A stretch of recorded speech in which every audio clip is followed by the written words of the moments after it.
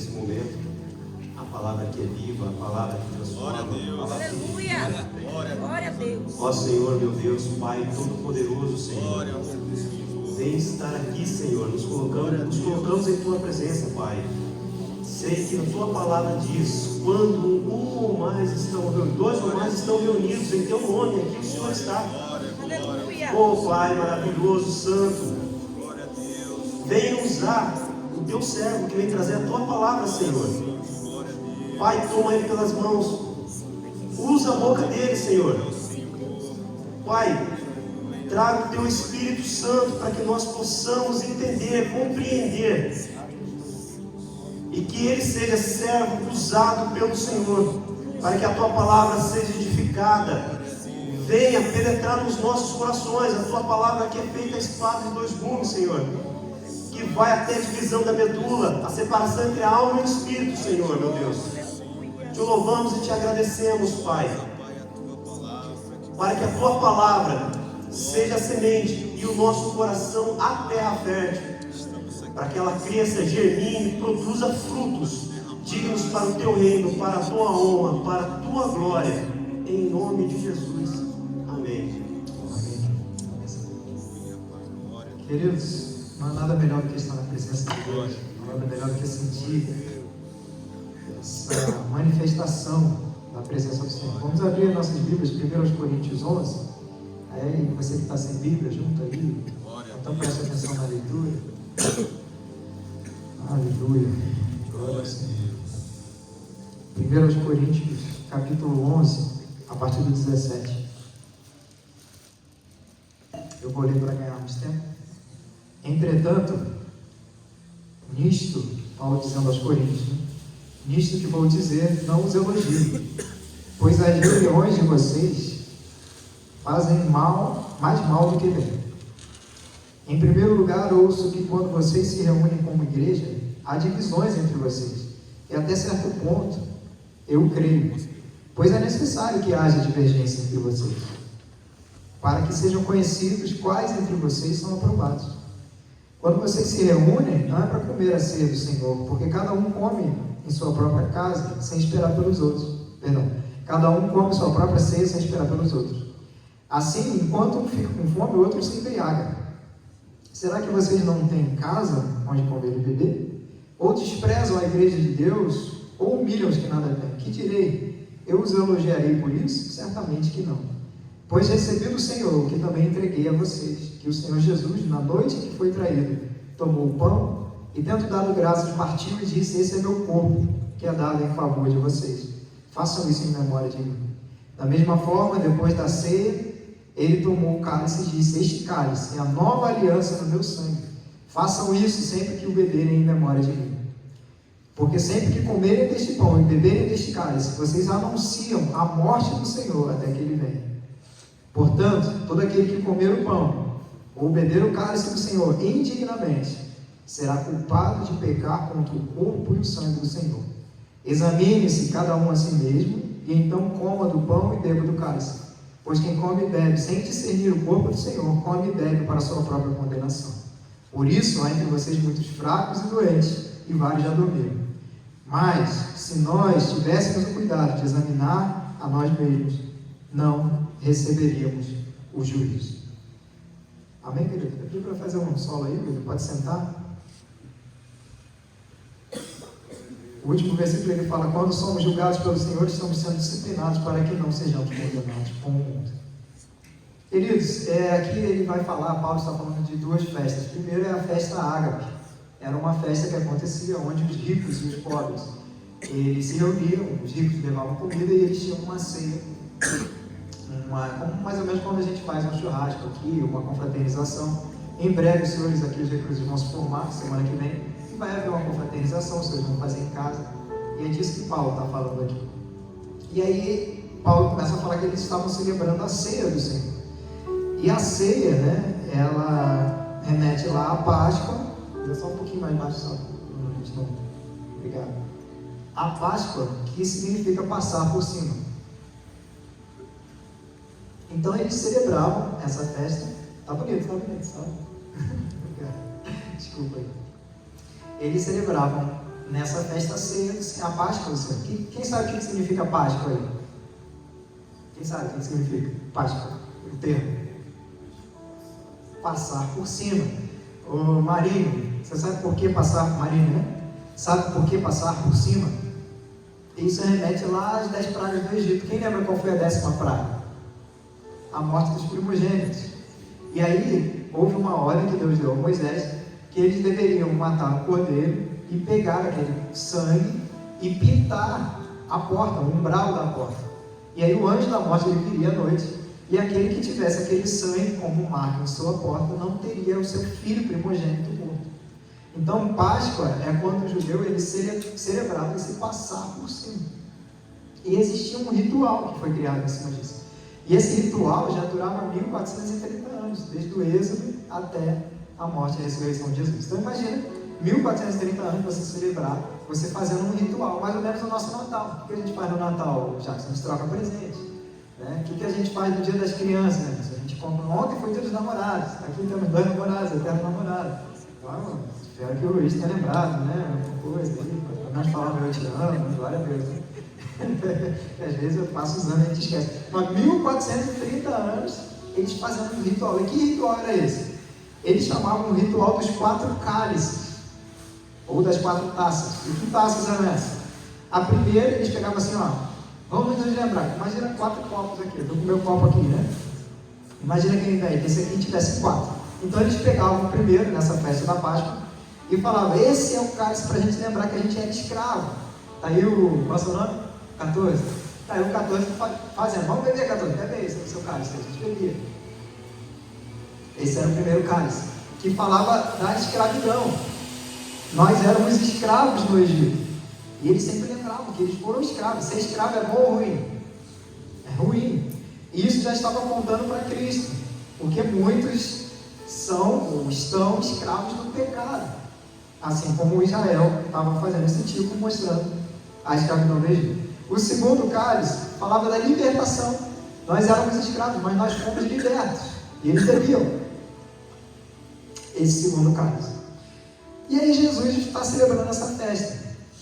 Paulo está falando que Jesus fez na noite que foi traído. Em Mateus 26 conta essa história. E aí Jesus ele faz o que todo mundo fazia, Jordan. Ele pega o primeiro cálice. Nós éramos escravos. Lá no Egito, nós fomos libertos.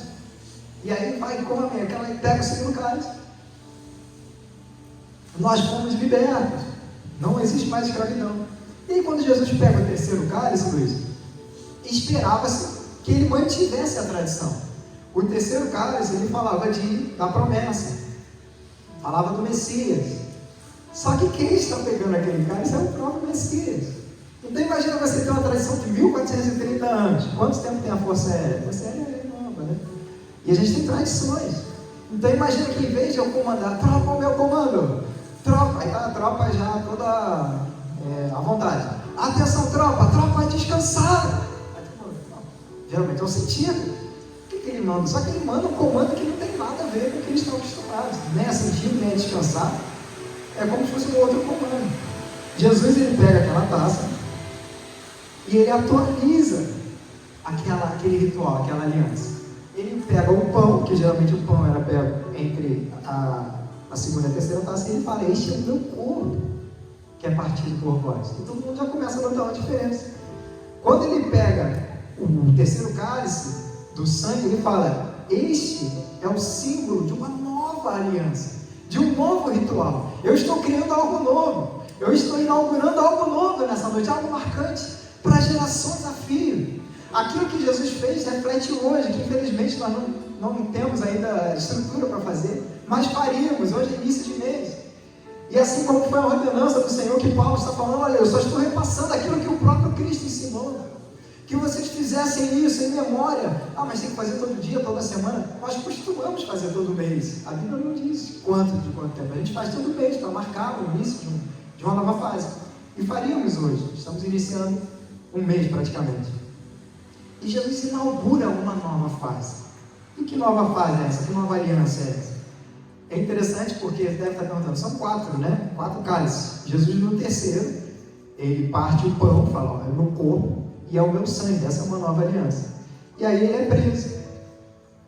E lá em Mateus 26 vai falar que ele ora. Ele fala: Senhor, se possível, passa de mim este cálice. O quarto cálice fala de louvor, mas também fala de sofrimento. De um Deus que vai tão longe para que Ele seja seu Deus e que você seja seu filho. Então é isso que Ele está falando aqui, ó. O que Jesus fez foi sofrer. O que Jesus fez foi entregar o seu corpo. Ele no Getsemane, quando Ele faz essa oração do quarto cálice, me livra desse sofrimento, mas que não seja feita a minha vontade. O que Jesus fez ali, queridos, ecoa para a eternidade, ecoa para nós, e tem a ver com você e comigo aqui. Por que tem a ver? Volta lá no texto. Ele fala assim no versículo 28, ó: examine-se cada um a si mesmo, e então coma deste pão, desta nova aliança, deste novo ritual que nós celebramos na igreja todo mês, que é a Santa Ceia do Senhor, e beba o cálice. Pois quem come e bebe sem discernir o corpo do Senhor, come para a sua própria condenação. Por isso, entre vocês tem muitos fracos e doentes. Então, aqui tem a resposta para o nosso sofrimento, que é você comer, você participar de algo. É mais ou menos o que estava acontecendo lá que Paulo está falando, naquela festa, ágape, sem discernir. E aqui existe um erro teológico que muita gente comete, que eu cometi muitas vezes na minha vida. Por quê? Quem aqui peca? Levanta a sua mão direita. Todo mundo peca. Então fala assim: não, se você comer indignamente. Aí foi interessante que chegou uma irmã lá para o pastor Rafael, pastor da igreja presbiteriana, fala assim: pastor, esse mês de maio eu não posso participar da ceia, porque eu estou em pecado. Aí o pastor pensou duas coisas: bom, então tomara que Jesus, era melhor que Jesus tivesse voltado em abril, porque você não estava em pecado. Primeira coisa, né? Você está em pecado agora em maio, e em abril estava tudo bem. Poxa, que pena que Jesus não voltou. Segunda coisa: que pecado tão grande foi esse que você cometeu, que o sangue de Jesus não é capaz de encobrir e de perdoar. Então aqui, queridos, está algo que eu sempre: examine-se o homem a si mesmo, versículo 28 fala, e coma.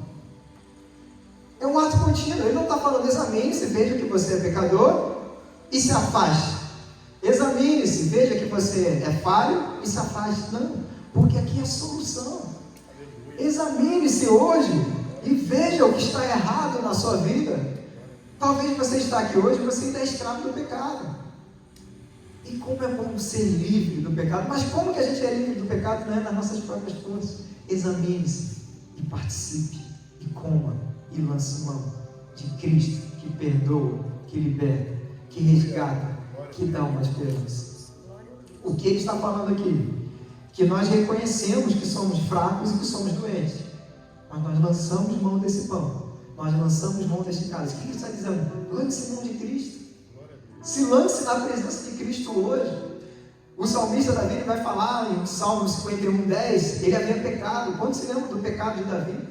Davi vê uma mulher tomando banho, Batseba, ele vai, manda ela entrar, ele possui ela, ele dorme com ela, e aí tem um problema, porque o marido dela era honrado, Urias estava na guerra, e aí ele dá um jeito de se livrar de Urias. Urias, vem para cá, dorme com a sua mulher, porque aí você dorme também com ela e ninguém vai saber que o filho é meu.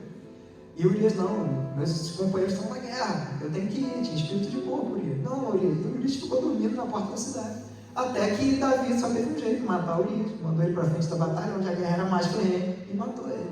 Foi certo o que Davi fez. Mas no Salmo 51 ele nos dá uma lição de como lidar com o pecado. Ele fala: Senhor, eu pequei contra ti somente, mas cria em mim, Senhor, um coração puro, e renova em mim um espírito quebrantado. O que você precisa de quebrantamento, o que você precisa é se examinar sim, mas depois de lançar a mão de Cristo, lançar a mão deste pão, lançar a mão deste vinho que é oferecido hoje. E como é que eu faço isso? Deixa eu contar uma história para você.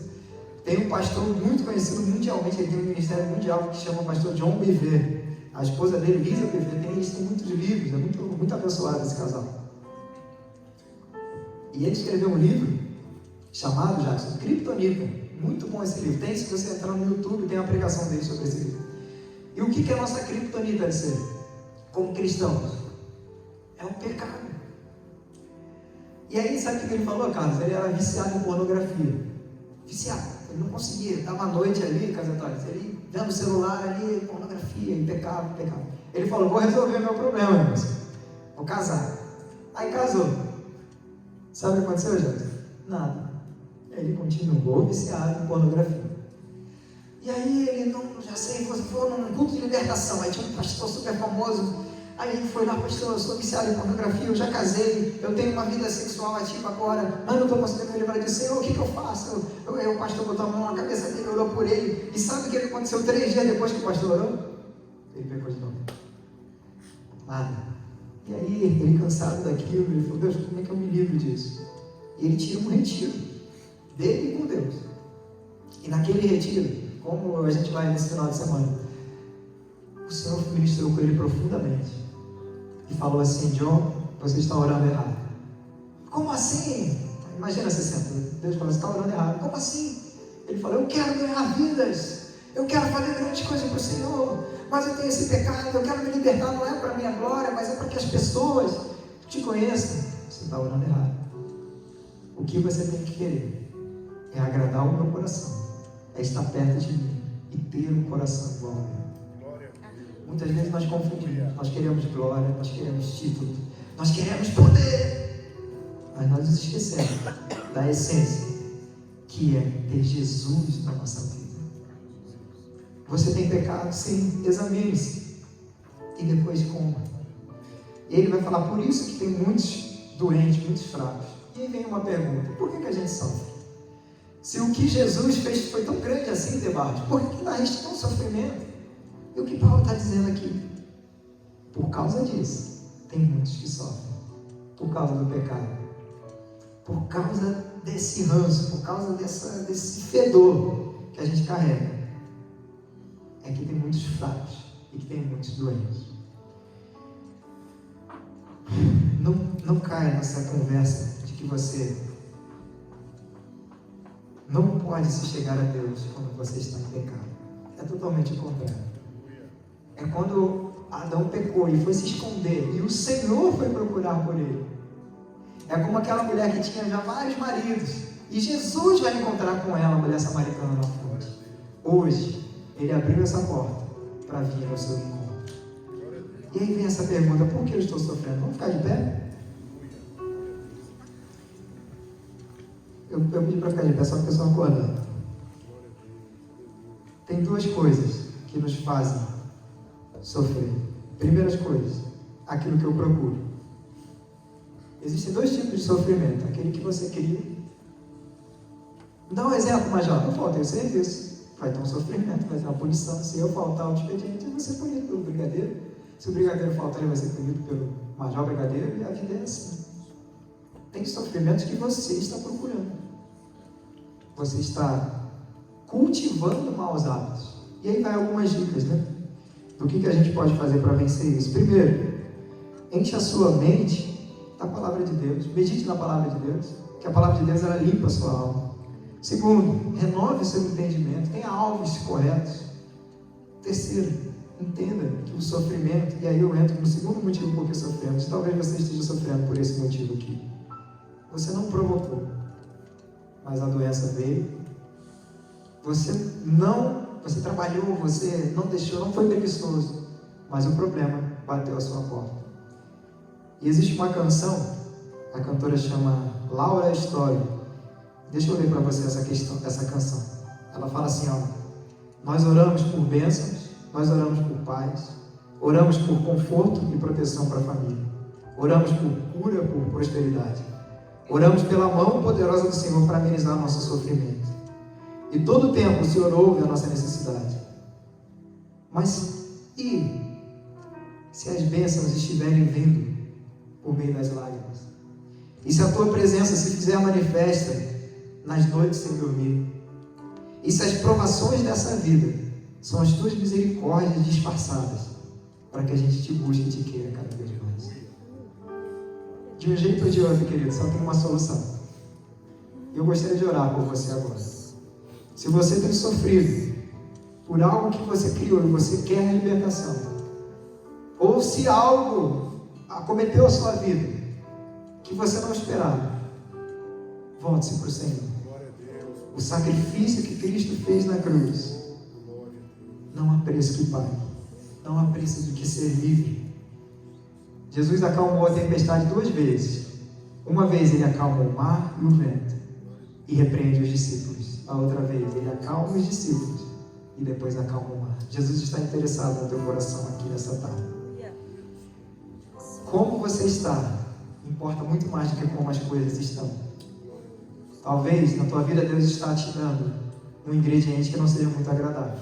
Uma farinha, um açúcar, um óleo, um fermento. Mas quando juntar tudo, a sua vida vai ser um bolo que vai exalar o perfume da presença de Cristo. Glória a Deus. Aleluia. Senhor, meu Deus, meu Pai, eu te agradeço, ó Deus, porque na cruz do Calvário não houve morte, não houve dor, não houve pecado, não houve doença, não houve nada que fosse capaz de vencer aquilo que o Senhor fez. Que nós possamos entender a dimensão da nova aliança que naquele dia o Senhor inaugurou, dizendo que o teu corpo é o nosso pão, que o teu sangue é o nosso cálice, que nós temos que beber e nos alimentar dele todos os dias, que esse tem que ser o maior desejo da nossa alma, mais do que bens, mais do que prazeres, mais do que paz, mais do que riquezas. Nós, em meio às dificuldades, em meio à tempestade, nós temos que olhar para a cruz e saber que mesmo que parecia estar morto, no terceiro dia foi ressuscitado e vive para todo sempre. E em memória a Ti, ao Teu sacrifício, nós não queremos viver doentes, nós não queremos viver fracos, nós queremos lançar mão hoje da Tua mesa e receber a Tua palavra, diariamente nos alimentarmos e sabermos, ó Deus, que estes cálices, que esta palavra, que tudo aponta para o Senhor e que não há nada impossível para Ti, que aquele que crê em Ti, ainda que esteja morto, viverá. Espírito Santo de Deus, opera agora em cada coração, meu Pai, pelo amor do Teu nome, ó Deus, pela misericórdia que o Senhor tem por nós. Retira, Senhor, todo desejo contrário, tudo aquilo que está separando, Senhor, que está impedindo os Teus filhos de se achegarem a Ti. Às vezes é uma culpa, às vezes é um vitimismo, às vezes é uma tristeza, um luto, mas naquela cruz tudo foi vencido. Portanto, nós olhamos para Ti e nós humildemente queremos sentar à Tua mesa, como foi pregado aqui na última semana, ainda que nas migalhas da mesa que caiam, mas nós sabemos que a resposta vem do Senhor, que não vem da mídia, que não vem do dinheiro, que não vem da TV, que não vem dos influenciadores, que não vem das autoridades, mas a última resposta está nas Tuas mãos. Oh meu Deus, eu Te agradeço, Pai, eu Te agradeço, porque a Tua face, o Teu olhar de misericórdia está sempre sobre nós, sobre aquele que peca, sobre aquele que reconhece que é pecador, mas apesar disso lança a mão, porque confia que o preço foi pago, que o pecado, que a condenação já não existe, porque nós estamos em Cristo. Com seus olhos fechados ainda, eu quero perguntar se tem alguém que quer se arrepender aqui essa tarde, que ouviu essa palavra e falou: essa palavra é para mim. Eu não tenho vivido o melhor que eu posso nessa terra, porque eu tenho me deixado iludir pelo que a TV fala, pelo que a internet fala, pelo que os meus sentimentos clamam. E hoje o Senhor te convida: vem sentar comigo, lança a mão desse pão, lança a mão, e eu vou mudar na tua vida. Eu vou te mostrar o que é viver uma vida abundante. A palavra do Senhor fala muito claramente em Números 6, 24: o Senhor te abençoe, o Senhor te guarde, o Senhor faça resplandecer o seu rosto sobre ti e te conceda paz. O Senhor volte o seu rosto para ti. Se você quer o rosto do Senhor voltado para você nessa tarde, faça um sinal com a sua mão, levante uma de suas mãos. Eu peço a atenção dos irmãos da liderança, Jackson, Bel, Luiz Frederico, Carlos, cada um com um. Chega perto, Luiz Carlos, chega perto dessas pessoas, dá um abraço nela e fala: não há nada melhor, não há nada melhor. Barros, vamos orar por essas pessoas, vamos juntos, vamos celebrar. A ceia nada mais é do que a comunhão, a ceia é abraço, a ceia é sorriso, a ceia é alegria. Essa é a tarde de salvação, é a tarde do sacrifício vivo, manifesto no nosso meio. de algo diferente aqui nessa tarde. Você que levantou a sua mão, chega aqui à frente. Vem aqui, você que levantou a sua mão, vem aqui. E eu peço que os irmãos venham junto. Cada um com um. Nós estamos juntos, em torno de Cristo. E nós vamos orar, porque eu creio que Ele vai operar salvação, resgate, libertação, cura. Nesta tarde, Pai, aqui estão os teus filhos, Deus, com um coração sincero, te pedindo, vem essa presença que já manifesta aqui desde a primeira oração que foi feita neste lugar, por causa do sacrifício do teu filho, porque nós somos pecadores, nós nos examinamos aqui nesta tarde, descobrimos que não há nada em nós que possamos te oferecer, a não ser um coração arrependido. E como se isso não bastasse, nós oramos e falamos, cria ainda em mim, ó Deus, um coração que te agrada, um coração puro. E sabemos que o Senhor é tão poderoso, que o Senhor restaura casas, que o Senhor restaura intenções, que o Senhor restaura corações. Nós estamos aqui para celebrar aquilo que foi feito na cruz, a libertação do pecado, a cura, o resgate e a promessa de que andaremos contigo apesar das dificuldades, apesar dos medos e das angústias, apesar das nossas falhas.